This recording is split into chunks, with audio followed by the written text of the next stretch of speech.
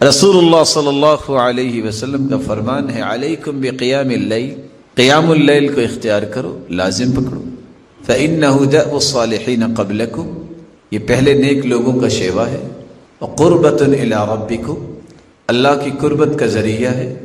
مکفر للسیئات، اس سے گناہ معاف ہوتے ہیں۔ ومنہاۃ للآثام، گناہوں کو معاف تو اللہ کرتے ہی کرتے ہیں، تہجد پڑھنے والا گناہوں سے بچ بھی جاتا ہے۔ ومطردۃ للداء عن الجسد، جسم کی ایک ایک بیماری کو اللہ تہجد کی وجہ سے دور فرما دیتے ہیں۔ اور دو ضرورتیں تہجد پوری کرتی ہے جو میری اور آپ کی ہمیشہ ضرورت رہتی ہے اور ہوگی، پیش کر دیتا ہوں، امید ہے آپ ہاں میں جواب دیں گے۔ آپ میں سے کون کون میرا محترم اور مکرم بھائی ہے جو چاہتا ہے کہ میری شاپ، میری فیکٹری، میرا ڈیرا چلتا رہے؟ کوئی نہیں چاہتا؟ خواہش تو ہے نا سب کی، اللہ سب کو برکتوں سے نوازے۔ اور ہر ایک کی خواہش رہتی ہے میں جو بات کروں نا یہ آخری بات ہو، اس کے اوپر کسی کو بات کرنے کی جرت نہ ہو۔ یہ دونوں چیزیں کیسے حاصل ہو سکتی ہیں؟ تہجد کی وجہ سے۔ یا ایھا المزمل قم اللیل الا قلیلا نصفہ او انقص منہ قلیلا او زد علیہ ورتل القرآن ترتیلا انا سنلقی علیک قولا ثقیلا ان ناشئة الليل هي أشد وطئا وأقوم قيلا إن ناشئة الليل هي أشد وطئا ووطاء وأقوم قيلا۔ رات کو اٹھ کے نماز پڑھنا، جو انسان یہ کام کرتا ہے اس سے بڑھ کے دنیا میں کوئی مضبوط دل والا نہیں ہو سکتا۔ وَأَقْوَمُ قِيلًا، اس کی بات کی کوئی کاٹ نہیں کر سکتا۔ کیوں؟ اللہ تعالیٰ اس کی زبان کو اپنی نگرانی میں لے لیتے ہیں، وہ بات ہی ایسی ہوتی ہے جس کا انکار ممکن نہیں ہوتا۔ اس لیے تو رسول اللہ صلی اللہ علیہ وآلہ وسلم نے صحابہ کرام کو کیسے کیسے اس چیز کی رغبت دلائی۔ آپ نے فرمایا من قام بعشر آیات لم یکتب من الغافلین، 10 آیتیں جو اللہ کے سامنے کھڑے ہو کے پڑھ لے اس کا غافلوں سے نام کاٹ دیا جاتا ہے۔ دوسرے انداز میں بھی آپ کی خدمت میں پیش کر دیتا ہوں۔ 10 آیتوں سے مراد کیا ہے؟ آپ میں سے کس کس میرے محترم کو سورۃ الفلق اور سورۃ الناس یاد ہے؟ آپ کو قرآن کا کوئی سب یاد نہیں ہے؟ اٹھ کے 2 صورتیں پڑھ لیں، 2 صورتوں کی 11 آیتیں، آپ کبھی غافل نہیں ہوں گے۔ شریعت کو دیکھیے، اللہ کے رسول نے کان یقوم فی اول اللیل وفی آخرہ وفی وسطہ، آپ نے تہجد رات کے شروع میں بھی پڑھی، آخر میں بھی پڑھی، درمیان میں بھی پڑھی، جب آپ کو موقع ملے۔ آپ یہ 3 موقع اختیار نہیں کر سکے۔ من قام من صلی العشاء فی جماعہ کان کقیام نصف لیلہ، عشاء کی نماز با جماعت پڑھ کے سو جاؤ گے آدھی رات کی تہجد کا ثواب پھر بھی تمہیں اللہ مل جائے گا۔ ومن صلی الفجر والعشاء فی جماعہ کان کقیام لیلہ، جو فجر اور عشاء کی نماز کو با جماعت پڑھ کے سوتا ہے اللہ اس کو بھی تہجد کا ثواب دے دیتے ہیں۔ 5 طریقے۔ چھٹا طریقہ، رات کو آپ پڑھتے تھے تہجد۔ من نام عن حزبه او شيء من ذلك، جو بندہ رات کو قرآن پڑھتا ہے سو گیا، بیدار ہی نہیں ہو سکا، وہ صبح سورج نکلنے کے بعد ظہر تک 12 رکعتیں پڑھ لے، رب تعالیٰ اس کی تہجد ہی کنسیڈر کرے گا۔ پڑھی صبح ہے، ملے گا ثواب تہجد کا۔ 6 طریقے۔ 7واں طریقہ، من اتى فراشه وهو ينوي ان يقوم يصلي من الليل، جو رات کو تہجد کی نیت کر کے سوتا ہے، فغلبت عیناہ حتی اصبح، نیند کا اتنا غلبہ ہوتا ہے کہ صبح تک بیدار نہیں ہو سکا. کتب لہ ما نوی، اللہ فرماتے ہیں میرے بندے نے نیت تو کی تھی نا، فرشتوں نیت کے مطابق اس کے نامہ اعمال میں رات کی تہجد لکھ دی جائے. پڑھی نہیں. وَكَانَ نَوْمُهُ صَدَقَةً عَلَيْهِ مِنْ رَبِّهِ عَزَّ وَجَلَّ، اور اس کی نیند کا بھی صدقہ بنا دیا جاتا ہے.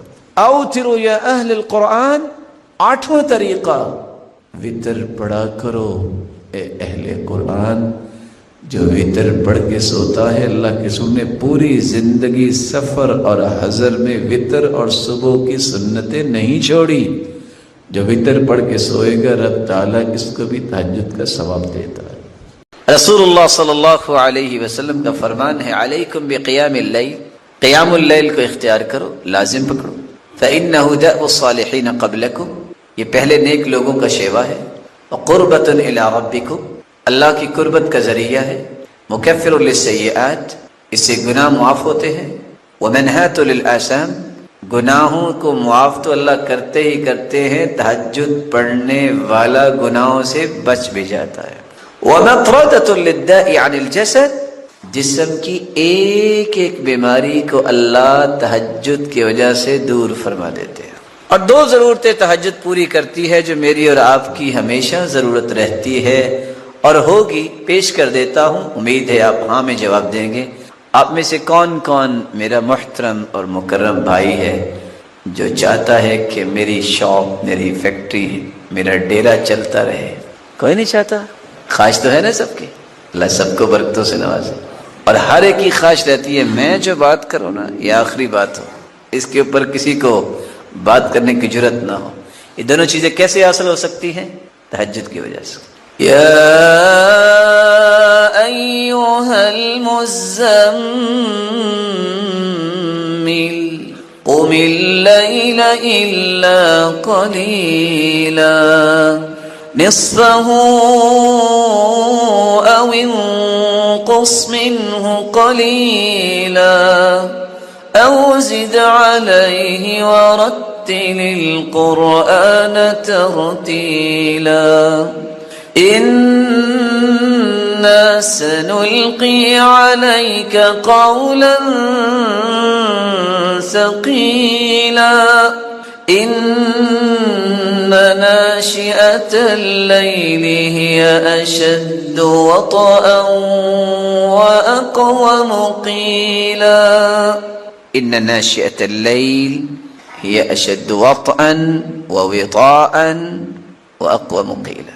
رات کو اٹھ کے نماز پڑھنا، جو انسان یہ کام کرتا ہے اس سے بڑھ کے دنیا میں کوئی مضبوط دل والا نہیں ہو سکتا. وہ اقوم قیلا، اس کی بات کی کوئی کاٹ نہیں کر سکتا.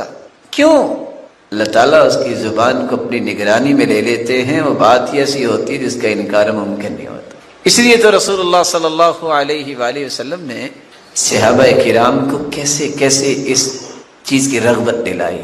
آپ نے فرمایا من قام بعشر آیات لم یکتب من الغافلین، 10 آیتیں جو اللہ کے سامنے کھڑے ہو کے پڑھ لے اس کا غافلوں سے نام کاٹ دیا جاتا ہے. دوسرے انداز میں بھی آپ کی خدمت میں پیش کر دیتا ہوں. 10 آیتوں سے مراد کیا ہے؟ آپ میں سے کس کس میرے محترم کو سورۃ الفلق اور سورۃ الناس یاد ہے؟ آپ کو قرآن کا کوئی سب یاد نہیں ہے؟ اٹھ کے 2 صورتیں پڑھ لیں، 2 صورتوں کی 11 آیتیں. آپ کبھی غافل نہیں ہوں گے. شریعت کو دیکھیے، اللہ کے رسول نے کان یقوم فی اول اللیل وفی آخرہ وفی وسطہ، آپ نے تہجد رات کے شروع میں بھی پڑھی، آخر میں بھی پڑھی، درمیان میں بھی پڑھی. جب آپ کو موقع ملے. آپ یہ 3 موقع اختیار نہیں کر سکے. من قام من صلی العشاء فی جماعہ کان کقیام نصف لیلہ، عشاء کی نماز با جماعت پڑھ کے سو جاؤ گے آدھی رات کی تہجد کا ثواب پھر بھی تمہیں اللہ مل جائے گا. ومن صلی الفجر والعشاء فی جماعہ کان کقیام لیلہ، جو فجر اور عشاء کی نماز کو با جماعت پڑھ کے سوتا ہے اللہ اس کو بھی تہجد کا ثواب دے دیتے. 5 طریقے. 6واں طریقہ، رات کو آپ پڑھتے تھے تہجد. من نام عن حزبه او شیء من ذلك، جو بندہ رات کو قرآن پڑھتا ہے سو گیا، بیداری نہیں ہو سکا، وہ صبح سورج نکلنے کے بعد ظہر تک 12 رکعتیں پڑھ لے، رب تعالیٰ اس کی تہجد ہی کنسیڈر کرے گا۔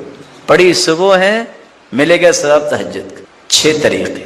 7واں طریقہ، من اتی فراشہ وهو ينوی ان یقوم یصلی من اللیل، جو رات کو تہجد کی نیت کر کے سوتا ہے، فغلبت عیناہ حتی اصبح، نیند کا اتنا غلبہ ہوتا ہے کہ صبح تک بیدار نہیں ہو سکا، کتب لہ ما نوی، اللہ فرماتے ہیں میرے بندے نے نیت تو کی تھی نا، فرشتوں نیت کے مطابق اس کے نامہ اعمال میں رات کی تہجد لکھ دی جائے، پڑھی نہیں ہے۔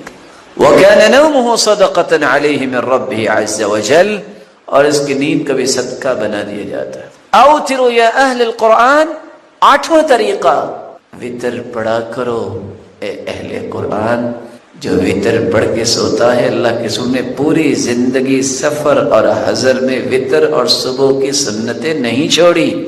جو وتر پڑھ کے سوئے گا، رب تعالیٰ اس کو بھی تہجد کا ثواب دیتا ہے۔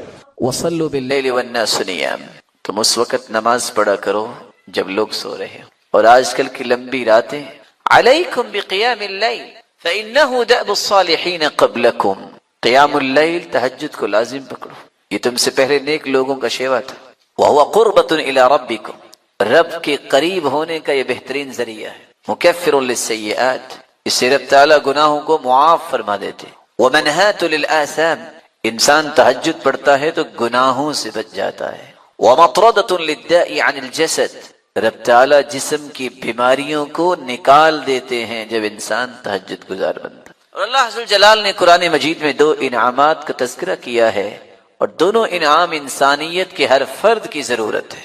پہلی ضرورت بہادری، دل مضبوط اس کا ہوتا ہے، بہادر وہ انسان ہوتا ہے جو تہجد گزار، اس جیسی بہادری روئے زمین پر چشم فلک نے نہیں دیکھی۔ اور دوسرا بات کی درستگی، زبان میں تاثیر، اللہ تعالیٰ اس کو عطا کرتے ہیں جو تہجد پڑھنے والا ہے۔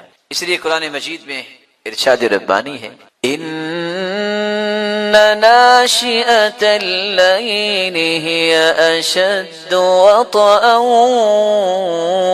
وأقوم قيلا إن لك في النهار سبحا طويلا۔ إن ناشئة الليل، رات کو بیدار ہونا، أشد وطئا وبطاءً، دونوں ہی صحیح روایات ہیں۔ انسان کا دل اللہ مضبوط کرتے ہیں جب وہ تہجد پڑھتا ہے۔ وَأَقْوَمُ قِيلًا، اور اس کی بات زبردست ہو جاتی ہے، کوئی اس کی بات کا کاٹ نہیں کرتا، اس کو اللہ لاجواب کلام عطا کرتے ہیں۔ کب؟ جب وہ تہجد گزار بنتا ہے۔ ابھی نماز ہو، ایمان کی حالت میں اللہ نصیب فرمائے۔ اذا أمن الإمام فأمنوا فإنه من وافق تأمينه تأمين الملائكة غفر له ما تقدم من ذنبه۔ جب نماز پڑھو، جب امام آمین کہے تو تم بھی کہو۔ اگلی حدیث کے الفاظ کیا ہے؟ جب تم آمین کہتے ہو تم اکیلے نہیں کہتے، تمہاری آمین اگر فرشتوں کی آمین کے موافق ہوگی، اس کا مطلب ہے فرشتے بھی آمین کہتے ہیں۔ اگر تمہاری آمین اور فرشتوں کی آمین موافق ہو گئی، غفر له ما تقدم من ذنبی، جس نے ایسے کیا اس کی زندگی کے سارے گناہوں کو معاف کر دیا جائے۔ یہاں 2 باتوں کے لیے رکیے۔ آمین اللہ کے رسول صلی اللہ علیہ وسلم کیسے کہتے؟ رفع بها صوتا، مد بها صوتا، آپ آمین کہتے ہوئے آواز کو بلند کرتے، آواز کو لمبا کرتے۔ 2 روایتیں۔ تیسری روایت، حتی ان لمسجد رسول اللہ صلی اللہ علیہ وسلم للجہ، صحابہ کرام آمین اس طرح بلند کہتے کہ اللہ کے رسول صلی اللہ علیہ وسلم کی مسجد گونج اٹھتی۔ اور یہاں ایک بات سمجھنے کے لائق ہے، گونج اور شور میں فرق ہے۔ گونج اس وقت ہوتی ہے جب سب کے سب ایک ہی وقت میں آمین کریں، اور شور اس وقت محسوس ہوگا جب کوئی پہلے کہہ رہا ہے، جب وہ ختم کر کے کوئی دوسرا شروع کر دے۔ نہیں، اس میں بھی ترتیب ہے، امام آمین کہہ دے پھر تم کہو، یا امام کے ساتھ بھی کہہ سکتے ہو۔ ما حسدتكم اليهود على شيء ما حسدتكم على السلام والتأمين، یہودیوں کو سب سے زیادہ دکھ اور حسد صرف دو باتوں پہ ہوتا ہے. کن کو دکھ ہوتا ہے؟ یہودیوں کو. اس کا مطلب ہے مومنوں کو دکھ نہیں ہونا چاہیے. کن دو باتوں پہ؟ جب تم سلام کہتے ہو آپس میں، جب تم آمین کہتے ہو. سلام کہتے ہو تو یہودیوں کو دکھ کیوں ہوتا ہے؟ السلام علیکم ورحمۃ اللہ وبرکاتہ. اے میرے مسلمان بھائی، تجھے اللہ سلامت رکھے، تیرے اہل و عیال کو سلامت رکھے، تیرے کاروبار کو سلامت رکھے، تجھ پہ رحمتوں کی برکھا برسائے، تجھے برکتوں سے نوازے. اتنی پیاری دعا جب مسلمان کو دیتا ہے تو یہودی جل جاتا ہے. اس کو رحمتیں مل گئی. اور اگر وہ مصافحہ کر لے، ما من مسلمین یلتقیان فیتصافحان الا غفر لهما قبل ان یتفرقا. جب دو لوگ مسلمان آپس میں مصافحہ کرتے ہیں، جدا دونوں کے ہاتھ بعد میں ہوتے ہیں، ان دونوں کے گناہوں کو پہلے معاف کر دیا ہوتا ہے. اور دوسری، جب تم آمین کہتے ہو، یہ آمین کا معنی کیا ہے؟ ایک دعا میں اور آپ مانگتے ہیں، اور اگر ایک منہجی مسلمان ہے روزانہ 50 سے 60 مرتبہ یہ دعا مانگتا ہے، سب سوچ میں پڑ جائیں گے 50 مرتبہ کیسے، 60 مرتبہ کیسے؟ کون بتائے گا میرا پیارا معزز مکرم محتشم بھائی؟ ہم روزانہ کتنی مرتبہ آمین کہتے ہیں؟ یہ سورۃ الفاتحہ کتنی مرتبہ پڑھتے ہیں؟ ایسے تو روزانہ ہی پڑھتے ہیں نماز. 17 فرائض، 2 فجر کے، 4 ظہر کے، 4 عصر کے، 3 مغرب اور 4 عشاء کے، 17. 12 وہ رکھتے جو ہم نامن عبد، جو انسان 24 گھنٹوں میں، فی یوم و لیلہ، دن رات میں 12 رکعتیں پڑھ لیتا ہے. 2 فجر سے پہلے، 4 ظہر سے پہلے، 2 ظہر کے بعد، 2 مغرب کے بعد، 2 عشاء کے بعد 12 رکعتیں پڑھ لیتا، اس کا جنت میں گھر بنا دیا جاتا ہے. 17 اور 12 کرتے ہیں جی. گنتی کا 8 گھنٹہ لگتا ہے، نہیں زیادہ یاد، 15 منٹ لگیں گے. 8 رکعتیں تہجد کی، نہیں سحری کو اٹھ سکتے، عشاء کے ساتھ پڑھ لو، درمیان رات میں پڑھ لو. اور اگر کہنا ہے کہ تہجد کے وقت پہ اٹھنا ہے، نیت کر کے سو جو، نہیں اٹھ سکے صبح سے لے کے ظہر تک پڑھ لو، اللہ تہجد ہی لکھتے ہیں. صحیح مسلم کی روایت. 8 رکھتے وہ اور 3 رکھتے وتر. کتنی ہوگی؟ کتنی ہوگی بھائی معزز؟ ابھی تو 40 سے 50 والے. من صلی الفجر فی جماعہ، صبح کی نماز جماعت کے ساتھ پڑھے، پھر اشراق کے 2 رکعتیں پڑھے، اس کو حج عمرے کا ثواب ملتا ہے. 2 اشراق. من صلى 4 قبل العصر رحم الله رجلا. من صلى قبل العصر 4، عصر سے پہلے جو 4 رکعتیں پڑھ لے، اللہ تعالیٰ کی رحمت کا مستحق بن جاتا ہے. 46. بین کل اذانین صلاۃ، مغرب کی اذان ہوئی، نماز سے پہلے 2 رکعتیں پڑھ لو. صحابہ اذان ہوتی تو ستونوں کے پیچھے بھاگتے تاکہ سترا بنا کے نماز پڑھیں. اسی طرح عشاء کی اذان ہو تو 2 رکعتیں وہاں، 50 تو یہی ہو. اور اگر 50 کے 2، 4، 6، 8، سید ام ہانی رضی اللہ تعالی عنہا کے گھر میں اللہ کے رسول نے 8 رکعتیں پڑھی. میں کہتا ہوں 4 ہی پڑھ لو. حدیث کہتی ہے جو 4 صبح کے وقت رکعتیں پڑھ لے، اللہ فرماتے ہیں میرے بندے دن کے شروع میں 4 تم پڑھ لو، بقیہ دن میں تجھے کافی ہو جاؤں. اور اگر 2 پڑھ لو تو 360 جوڑوں کا صدقہ ادا ہو جائے گا.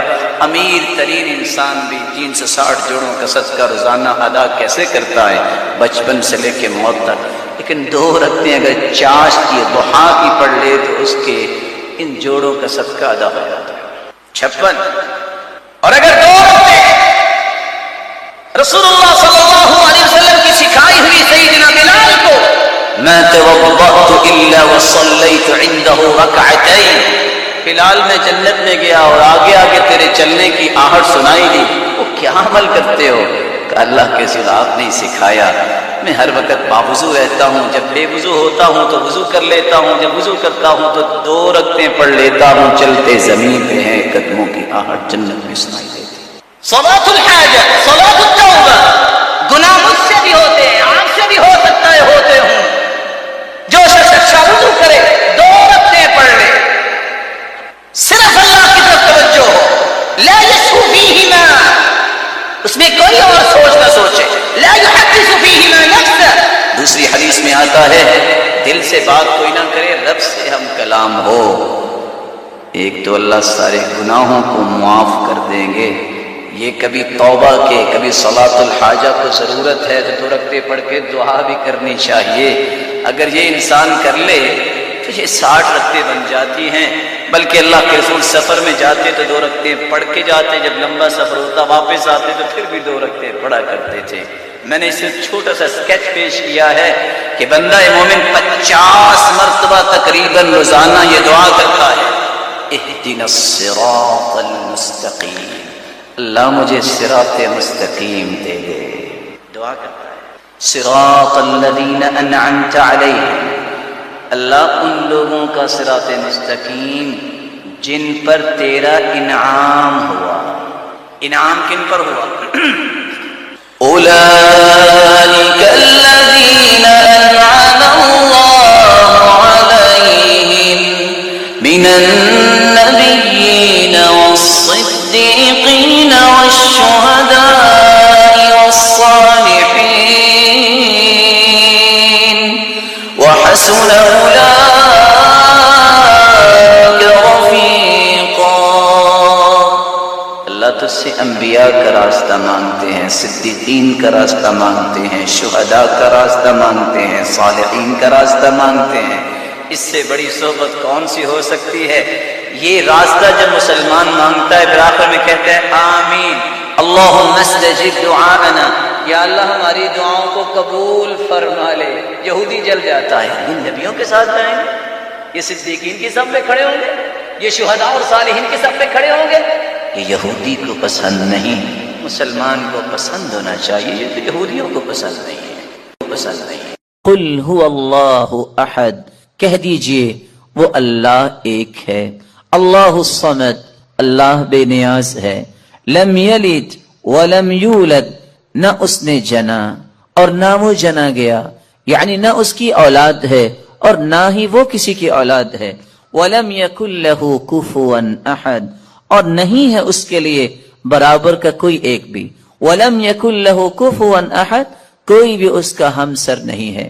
رسول اللہ صلی اللہ علیہ وسلم نے اس سورت کی عظمت کو بیان کرتے ہوئے فرمایا، میرے صحابہ یہ سورت ثلث القرآن ہے، قرآن کا تہائی حصہ ہے۔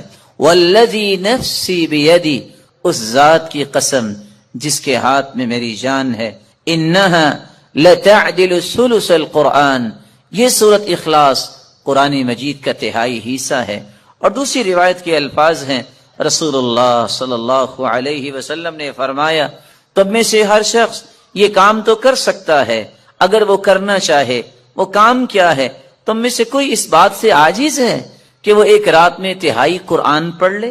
ایعجز احدکم ان یقرأ ثلث القرآن فی لیلہ فإنہ من قرأ قل هو اللہ احد اللہ الصمد فی لیلۃ فقد قرأ لیلتہ ثلث القرآن، جو رات کے وقت سورۃ الاخلاص کی تلاوت کر لیتا ہے گویا کہ اس نے قرآن کا تہائی حصہ پڑھ لیا۔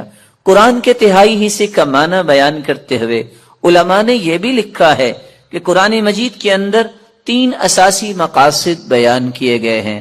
اللہ کی توحید کو بیان کیا گیا، اللہ کے اوامر اور نواہی کو بیان کیا گیا، اللہ تعالیٰ کے پیارے پیغمبروں اور پھر ان کی قوموں کے اخبار و قصص کو بیان کیا گیا۔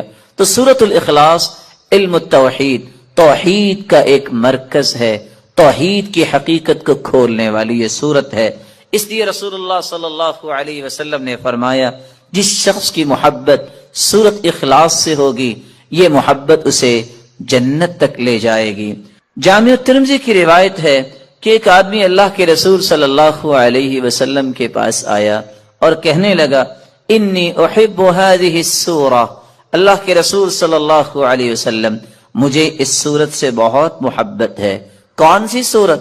قل هو اللہ احد، فقال ان حبک ایاہا یدخلک الجنہ، یاد رکھنا اس سورت کے ساتھ تیری محبت تمہیں جنت میں لے جائے گی۔ یہاں تک رسول اللہ صلی اللہ علیہ وسلم نے فرمایا، من قرأ قل هو اللہ احد 10 مرات دن اللہ لہ بیتا فی الجنہ، جو شخص 10 مرتبہ سورۃ الاخلاص پڑھ لیتا ہے اللہ تعالیٰ اس کا جنت میں گھر بنا دیتے ہیں۔ یہی وجہ ہے رسول اللہ صلی اللہ علیہ وسلم نے فرمایا کہ سورۃ الاخلاص قرآن مجید کی بہترین سورت ہے۔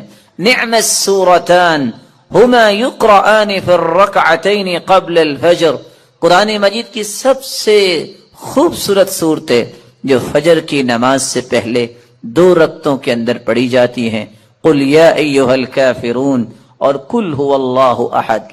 بلکہ اس سورت کے الفاظ اللہ کے ہاں اتنا مقام رکھتے ہیں، ان الفاظ کے ساتھ اگر دعا کی جائے تو یہ اس میں اعظم بن جاتا ہے، جو بھی دعا کی جائے اللہ اس دعا کو رد نہیں کرتے۔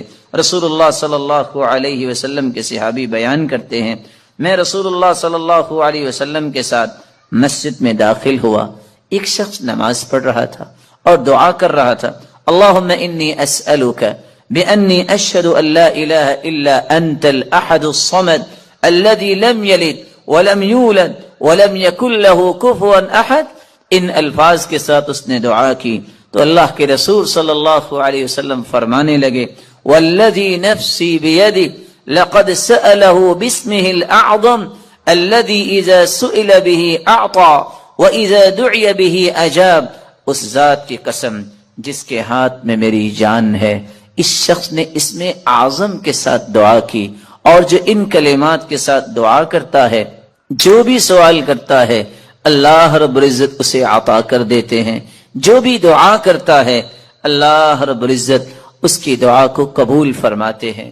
بلکہ رسول اللہ صلی اللہ علیہ وسلم نے فرمایا، جو سورۃ الاخلاص کی تلاوت کرتا ہے اللہ رب العزت اس کے گناہوں کو بھی معاف فرما دیتے ہیں۔ ایک مرتبہ نہیں، آپ نے 3 مرتبہ فرمایا قل یا ایھا الکافرون فقال قد برئ من الشرک۔ ایک آدمی کو قل یا ایھا الکافرون پڑھتے سنا، آپ نے فرمایا یہ شرک سے بری ہو گیا۔ دوسرے شخص کو سنا وہ قل ھو اللہ احد پڑھ رہا تھا، فقال غفر له، اللہ رب العزت نے اس کے گناہوں کو معاف کر دیا ہے۔ رسول اللہ صلی اللہ علیہ وسلم کے صحابی سیدنا کعب رضی اللہ تعالی عنہ نے کتنی خوبصورت بات کی، فرمایا کرتے تھے السماوات السبع والارضون السبع، 7 آسمان اور 7 زمینوں کی بنیاد اسست علی ہذہ السورہ، اس کی بنیاد اس سورت اخلاص پر رکھی گئی ہے۔ رسول اللہ صلی اللہ علیہ وسلم نے اسی لیے صحابہ کرام کو اس بات کی نوید سنائی کہ جب ایک شخص سفر میں نکلا، جب بھی وہ نماز پڑھاتا تو سورۃ الاخلاص کی تلاوت بھی کیا کرتا۔ صحابہ کرام نے یہ بات رسول اللہ صلی اللہ علیہ وسلم تک پہنچائی۔ آپ نے سوال کیا، میرے صحابی آپ یہ کیوں کرتے ہیں؟ تو صحابی نے جواب دیا، اللہ کے رسول صلی اللہ علیہ وسلم اس سورت کے ساتھ مجھے محبت بہت ہے، فرمایا تیری یہ محبت قیامت کے دن تجھے جنت لے جائے گی۔ جب تک اللہ ذوالجلال کے عذاب کے متعلق انسان نہیں پڑھتا کہ اللہ ذوالجلال کے عذاب کیسے ہیں، گناہوں کی نحوستیں کیا ہے، گناہوں کے بعد کیا کیا پھر انسان کو دنیا اور آخرت برداشت کرنا پڑے گا، اس وقت تک اللہ کا خوف نہیں آتا۔ اللہ کا خوف حاصل کرنے کے لیے الخوف من مکر اللہ، یہ اللہ کے خوف سے بے خوف ہونا یہ خسارہ پانے والوں کی علامت ہے۔ کبھی بھی اللہ کے خوف سے دور نہ ہوئیے۔ اللہ کے عذاب جو جہنم میں تیار کر رکھے ہیں ان کے بارے میں پڑھنا چاہیے، سننا چاہیے۔ رسول اکرم صلی اللہ علیہ وسلم نے فرمایا ما رأيت مثل النار نام هاربها ولا مثل الجنة نام طالبها، میں نے آگ جیسی کوئی چیز نہیں دیکھی، اس کو دیکھ کر یہ کیسے ہے انسان کہ ساری رات بھی سویا رہے نماز نہ پڑھے، اس کے اندر تو پھر کوئی خوف نہیں ہے۔ جس کو آگ کی شدت کا پتہ ہے، دنیا کی آگ اس پہ 5 منٹ ہاتھ نہیں رکھا جا سکتا، اور آخرت کی آگ، یہ آگ بھی اس آگ سے پناہ مانگتی ہے، 69 گنا زیادہ وہ آگ ہوگی۔ رسول اکرم صلی اللہ علیہ وآلہ وسلم نے فرمایا ایسی ایسی گرزوں سے فرشتے ماریں گے کہ ساری دنیا جمع ہو کے بھی اسے اٹھا نہیں سکتی۔ لو ضرب بها جبل لكان ترابا، کسی پہاڑ پہ وہ ہتھوڑے مار دیے جائیں تو ریزہ ریزہ ہو جائے۔ اللہ ذوالجلال ایسے عذابوں سے محفوظ فرمائے۔ کبھی اس نیت سے بھی قبرستان جانا چاہیے کہ شاید موت یاد آ جائے، شاید یہ احساس زندہ ہو جائے کہ میں نے بھی ایسی جگہ پہ آنا ہے۔ رسول اکرم صلی اللہ علیہ وسلم نے فرمایا تھا طرق القلب، اس سے دل نرم ہوتے ہیں، وتدمع العین، آنکھوں سے آنسو جاری ہوتے ہیں، وتذکر الآخرہ، آخرت یاد لاتی ہے۔ کبھی قبرستان کی بھی زیارت اس نیت سے کی جائے کہ مجھے آخرت یاد آئے۔ قرآن مجید کی واعظ و نصیحت سننے کے لیے وقت نکالیں، مجالس میں بیٹھے، اکیلے بیٹھے، خصوصاً جس نے قیامت کو اپنی آنکھوں سے دیکھنا ہے وہ اذا الشمس کورت، اس سورت کو پڑھے اور اس کا ترجمہ پڑھے۔ اذا السماء انفطرت، یہ سورت پڑھے، اس کے ترجمے کو پڑھے۔ اذا السماء انشقت، یہ سورت پڑھے اور اس کے ترجمے کو پڑھے، اس کو سمجھ آئے گی قیامت کیسی ہو۔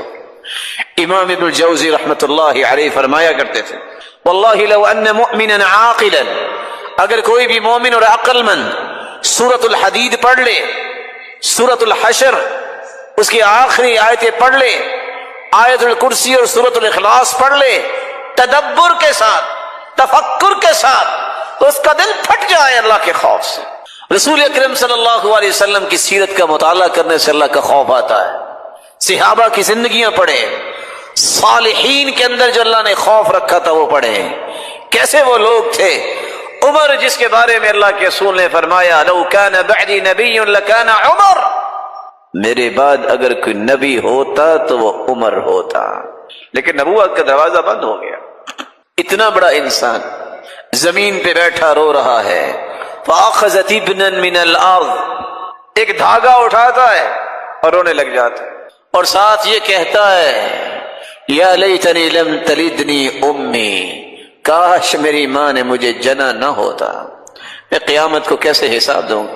وہ مومنوں کی ماں سیدہ عائشہ رضی اللہ تعالی عنہا، جن کے بارے میں اللہ کے رسول نے خوشخبری سنائی تھی، عائشہ تم دنیا میں بھی میری بیوی ہو تو جنت میں بھی بیوی ہو۔ اتنی بڑی خوشخبری سننے کے باوجود سیدہ عائشہ رضی اللہ تعالی عنہا اتنی رویا کرتی کہ ان کا دوپٹہ بھیگ جاتا۔ وہ سیدنا ابو بکر رضی اللہ تعالی عنہ، جس جیسی ہستی صحابہ کرام میں اللہ نے پیدا نہیں کی، وہ اتنی بڑی ہستی، وہ کہا کرتے تھے یا لیتنی کنت شجرۃ تعضد ثم تؤکل، اور یہی بات سیدنا ابو ذر رضی اللہ تعالی عنہ کہا کرتے، کاش میں ایک درخت ہوتا، مجھے کاٹ کے جانوروں کے سامنے ڈال دیا جاتا اور وہ کھا لیتے، میرا حساب نہ قیامت کے دن ہوتا۔ عطا جیسے لوگ جن کو اللہ نے کمال دیا تھا، رات کو اٹھتے اپنے ہاتھوں کو دیکھتے، کہیں میرے گناہوں کی وجہ سے میرے ہاتھ اور میرا جسم سیاہ تو نہیں ہو گیا، ہاتھ اٹھا دیتے یا اللہ میرے گناہوں کی وجہ سے امت پہ کوئی مصیبت نہ آئے۔ جو لوگ ساری ساری رات رو کر گزارتے، یہ ان کی حالت تھی۔ اسماء رضی اللہ تعالی عنہا اور سیدہ عائشہ رضی اللہ تعالی عنہا، دونوں کے بارے میں یہ بات منقول ہے۔ قاسم بیان کرتے ہیں میں سیدہ عائشہ رضی اللہ تعالی عنہا کے پاس گیا اور وہ قیام میں کھڑی تھی اور یہ آیت پڑھ رہی تھی فَمَنَّ اللَّهُ عَلَيْنَا وَوَقَانَا عَذَابَ السَّمُومِ۔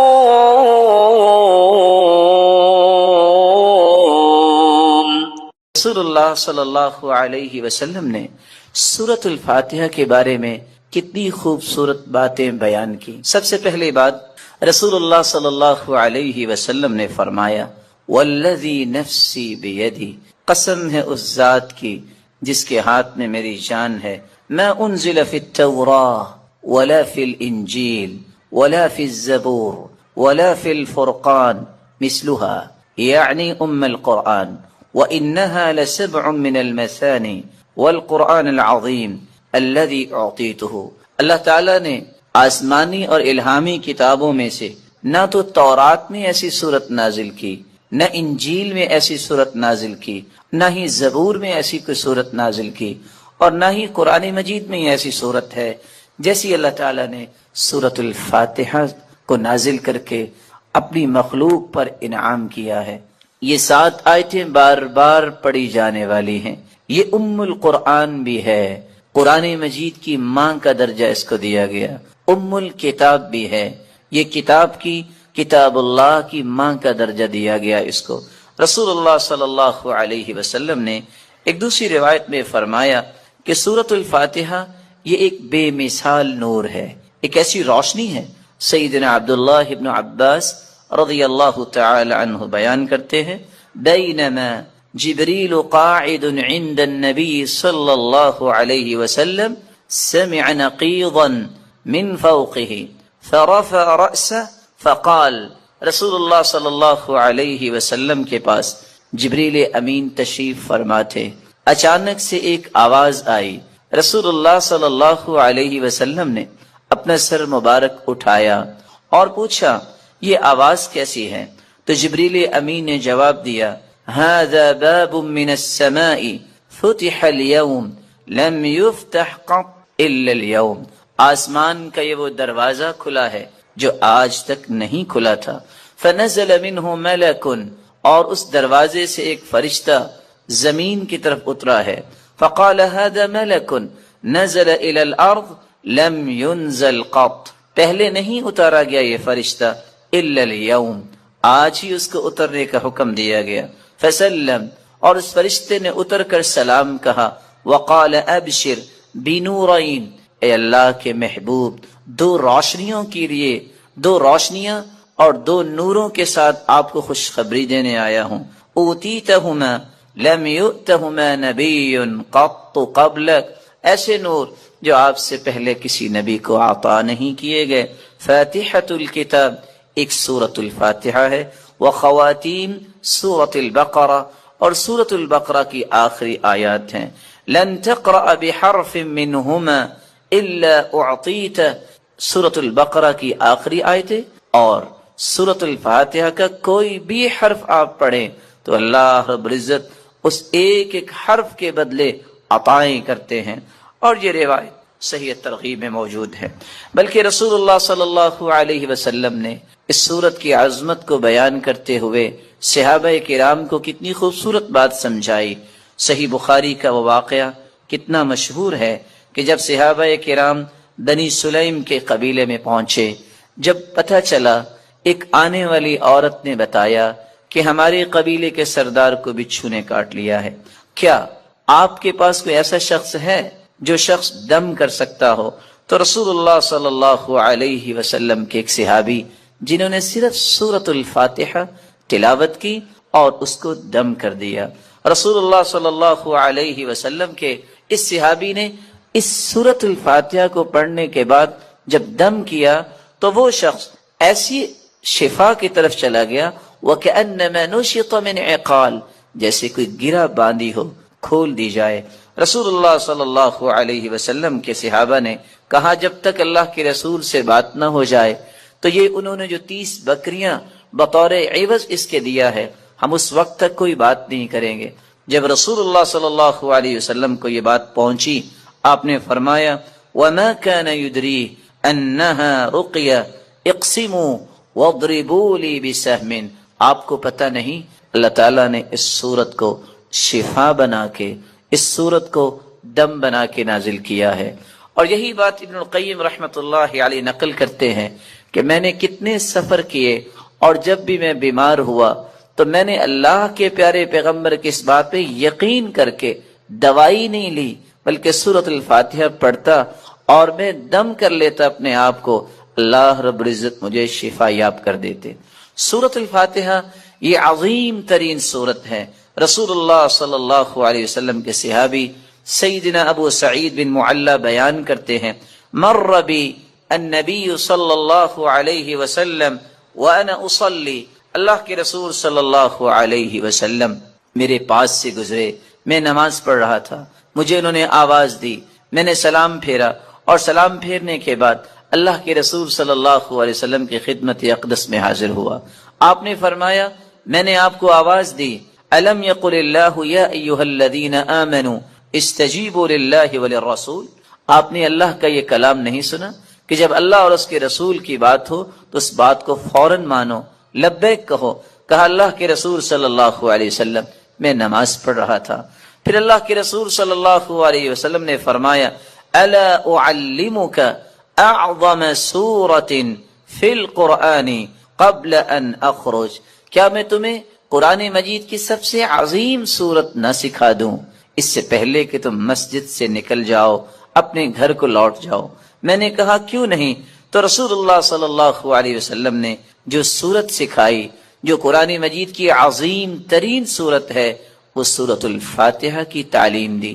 یہی وجہ ہے رسول اللہ صلی اللہ علیہ وسلم نے یہ فیصلہ سنا دیا، کاش اس فیصلے کو بھی امت مان لے۔ لا صلاۃ لمن لم یقرأ بفاتحة الکتاب، جو شخص نماز کے اندر سورۃ الفاتحہ نہیں پڑھتا اس کی نماز نہیں ہوتی، جیسا کہ صحیح بخاری کی روایت ہے۔ اور صحابی تو بیان کرتے ہیں، عبادہ بن صامت رضی اللہ تعالی عنہ، کہ فجر کی نماز ہم نے پڑھی اللہ کے رسول صلی اللہ علیہ وسلم کے پیچھے، جب رسول اللہ صلی اللہ علیہ وسلم قرآن کی تلاوت کر رہے تھے، فثقلت علیہ القراءۃ، قرات آپ پہ بوجھل ہوئی۔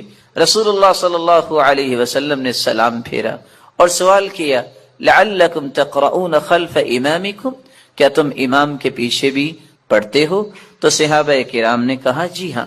تو رسول اللہ صلی اللہ علیہ وسلم نے فرمایا، لا تقرؤوا لا تفعلوا كما في روایت اخرى، دوسری روایت کے الفاظ ہیں، لا تفعلوا الا بفاتحة الکتاب، امام کے پیچھے کھڑے ہو کر تم صرف سورۃ الفاتحہ پڑھا کرو، فإنه لا صلاة لمن لم يقرأ بها، کیونکہ سورۃ الفاتحہ پڑھنے کے بغیر نماز نہیں ہوتی۔ یہ ایسی خوبصورت اور ایسی مبارک صورت ہے جو اللہ اور اس کی مخلوق کے درمیان مکالمے کا ایک خوبصورت جوہر ہے، ایسا گوہر ہے۔ انسان الحمدللہ رب العالمین کہتا ہے تو اللہ رب العزت فرماتے ہیں، حمیدنی عبدی، میرے بندے نے میری حمد و توصیف بیان کی۔ جب بندہ مومن الرحمن الرحیم کہتا ہے تو اللہ رب العزت فرماتے ہیں، اثنى علی عبدی، میرے بندے نے میری تعریف کی ہے۔ جب بندہ مومن یہ کہتا ہے، مالک یوم الدین، تو اللہ رب العزت فرماتے ہیں، مجدنی عبدی، میرے بندے نے میری بزرگی بیان کی ہے۔ جب انسان بندہ مومن یہ کہتا ہے، ایاک نعبد و ایاک نستعین، تو اللہ رب العزت فرماتے ہیں، ھذا بینی و بین عبدی ولعبدی ما سأل، یہ میرے اور میرے بندے کے درمیان ہے، جو کچھ بھی میرا بندہ مانگے گا میں اسے عطا کروں گا۔ تو اللہ رب العزت کے ساتھ ہم کلام ہونے کا یہ خوبصورت ذریعہ ہے۔ تو آئیے اس سورت کی طرف چلتے ہیں اور اس کے معانی کو سمجھنے کی کوشش کرتے ہیں۔ بسم اللہ الرحمن الرحیم، الحمد للہ رب العالمین، الحمد، تمام تعریفیں، للہ، اللہ کے لیے ہیں، رب العالمین، جو تمام جہانوں کا رب ہے، الرحمن الرحیم، جو بہت مہربان ہے، الرحیم، نہایت رحم کرنے والا ہے، مالک یوم الدین، مالک ہے یوم الدین، بدلے کے دن کا، جزا کے دن کا، ایاک نعبد و ایاک نستعین، ایاک نعبد، ہم عبادت کرتے ہیں صرف تیری ہی، و ایاک نستعین، اور ہم مدد چاہتے ہیں صرف تیری ہی اے اللہ۔ اہدنا الصراط المستقیم، ہدایت دے ہمیں، الصراط المستقیم، سیدھے راستے کی، صراط الذین انعمت علیہم، راستہ ان کا جن پر تو نے انعام کیا، غیر المغضوب علیہم، نہ کہ ان کا راستہ جن پر غضب کیا گیا، ولا الضالین، اور نہ ان کا راستہ جو گمراہ ہوئے۔ رسول اللہ صلی اللہ علیہ وسلم کے فرامین کی روشنی میں اس سورت کی 5 باتیں ہمیں یاد رکھنی چاہیے۔ جب رسول اللہ صلی اللہ علیہ وسلم نے فرما دیا کہ سورۃ الفاتحہ کے بغیر نماز نہیں ہوتی، تو بندہ مومن کو یہ یقین کر لینا چاہیے، آپ کو 10 دلائل کوئی پیش کر دے، آپ کو 10 کو دلائل پیش کر دے، جب تک سورۃ الفاتحہ آپ نہیں پڑھ لیتے، کبھی بھی اس بات پہ اطمینان نہ کیجیے گا کہ میری نماز مکمل ہوئی ہے یا نہیں۔ مکمل اس وقت ہوگی جب سورۃ الفاتحہ کی تلاوت کی جائے گی۔ رسول اللہ صلی اللہ علیہ وسلم کے فرامین کی روشنی میں دوسرا پیغام میرے اور آپ کے لیے یہ ہے کہ یہ سورت شفا ہے، یہ سورت دم ہے، اپنے آپ کو بھی اور اپنی اولاد کو بھی دم کیا کرے، اور اس کے لیے سورۃ الفاتحہ سے بڑھ کر کوئی نسخہ کیمیا، کوئی تریاق نہیں۔ تیسرا پیغام اس صورت کا جو مجھے اور آپ کو سمجھنا ہے کہ اللہ کی تعریف اللہ کو بہت پسند ہے۔ یہی وجہ ہے عبداللہ ابن عباس رضی اللہ تعالی عنہ فرمایا کرتے تھے، الحمدللہ ہر شکر کرنے والے کی زبان کا یہ وطیرہ ہے۔ الحمدللہ سب سے پہلے آدم علیہ السلام نے جو کلمہ اللہ نے جب انہیں پیدا کیا، روح ڈالی، تو سب سے پہلا کلمہ جو ان کی زبان پہ آیا وہ الحمدللہ تھا۔